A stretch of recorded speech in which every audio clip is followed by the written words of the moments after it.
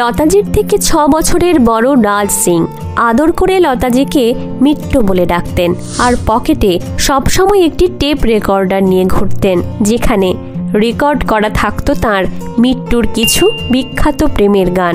লতা মঙ্গেশকর অন্তর থেকে যে পুরুষকে ভালোবেসেছিলেন তিনি ডুঙ্গারপুর রাজ পরিবারের মহারাজা রাজ সিং। রাজ সিং তৎকালীন সময়ের একজন বিখ্যাত ক্রিকেটারই শুধু নন, তিনি সে সময়ে ভারতীয় ক্রিকেট বোর্ডের প্রেসিডেন্ট ছিলেন। রাজ সিং ছিলেন লতা মঙ্গেশকরের ভাই হৃদয়নাথ মঙ্গেশকরের বন্ধু।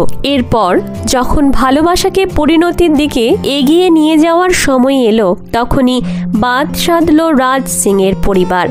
রাজ সিং ও বাবা মায়ের কথার অমান্য না করতে পেরে প্রতিজ্ঞাবদ্ধ হয়েছিলেন তিনি আজীবন বিয়ে না করে অকৃতদার থাকবেন। সম্মান দেখিয়ে লতাজিও আজীবন অবিবাহিত থাকার সিদ্ধান্ত নেন।